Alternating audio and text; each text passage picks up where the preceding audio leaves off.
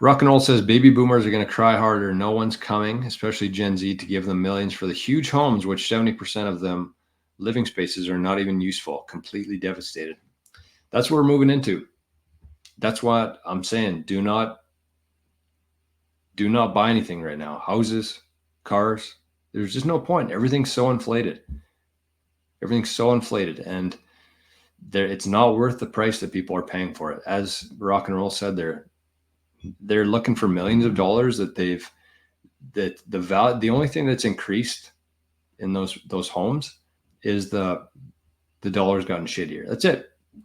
They've hardly done any renovations to them. The land around it, the neighborhoods haven't gotten any better. There's no reason for it to go from a $200,000 house to $1 million house, other than the fact that they've just printed so much fiat. And when people stop valuing fiat like they do today, the prices and the values of those houses are going to go down in fiat and in Bitcoin, but especially in Bitcoin. Because as this whole thing happens, people are going to be looking for a safe place to hold their wealth. As the dollar continues to deteriorate, people are going to be looking for a safe place to keep their capital, and that's going to go into Bitcoin.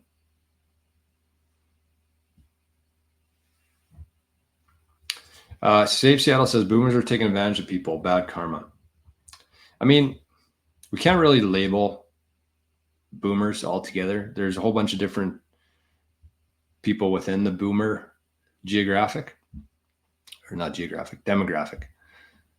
There's different types. There's people who have milked the system. There's people who have taken advantage of the system. There are people who are trying to, continue to rip off the system. But there's also people who realize that, the reason why we let it get this far is because they were completely oblivious to what was happening. And it wasn't necessarily their fault.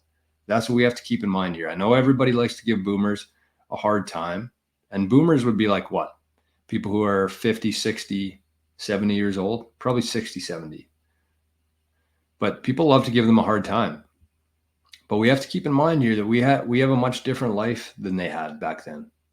They didn't have the internet. And the internet has created two different things for people here. They were forced to go to a job because there wasn't the opportunities that we have right now. They were forced to go to a job, stay with the same company. They were promised a better life once they retire. And I know that there's a lot of boomers out there right now who are really having a hard time because, 5 years ago, they were in a perfect spot. They were going to retire. They had this huge nest egg that they've been building up over the years. And they've just seen that deteriorate in value, in purchasing power over these last 5 years. And so they're either going back to work or they're scrambling to, that I actually feel bad for them. And like I said, like people like giving them a hard time, but so they didn't have the opportunities in terms of working from home, building their own business, promoting their own brand. They didn't have that opportunity. But the other side of it too is that they didn't have the information that we have. They had 3 sources of information, maybe 4. The TV, the newspaper, and the radio. Did I miss any there? That's pretty much it. They had the TV, the newspaper, and the radio. That's where they got all of their information from. There was no websites. There was no Nostr. There was no YouTube where people could actually share their opinion and talk about the reality and logical things happening in the world. They didn't have that. They had 3 sources of information. And they could go to the coffee shop and talk about what's been going on. But, I mean, they didn't know. Everybody got their information from the same places. And those sources were all lying to them. They were carrying out this illusion that the fiat dollar was worth something and that they should be working their whole life to accrue more of that, when the whole thing was a complete lie. But they did not have access to the information that we have now. They didn't have the internet. So I do not fault boomers at all for where we ended up here. I do fault the boomers who now have access to that information and who are continuing to ignore it and hope that their retirement's going to be enough without really doing anything to fix the problem that they created here. But there are many boomers who are, and I hate saying the word boomers, it just sounds so derogatory, but there are that generation, what even is the generation? Baby boomers, I guess. We'll say baby boomers. That sounds a lot more nice. Baby boomers. There's a lot of baby boomers now who are taking action to try to correct some of this.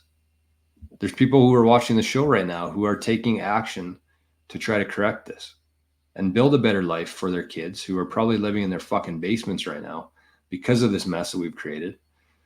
But I'd have a lot of respect for people who are, you know, who've come to the realization that they've been lied to their whole life, because that's a hard thing, even for, you know, somebody who's my age. I don't even know what generation I am. Not Z. What am I? Millennial. For millennials, like we had a much different path here, and the people who, I think that the millennials are actually going to be the generation that changes things around, not because we're better people, but because of the timing of everything that's happening here and the information that we do have. But yeah, that's my spin on that. They were told lies and they didn't have any alternatives. Exactly. They didn't know that they were being lied to. So I don't fault them at all. I really don't. And so the people now are paying for it. But Lost Boomers were born in 1964. Yeah, that sounds about right. Cold Deck says 46 to 64.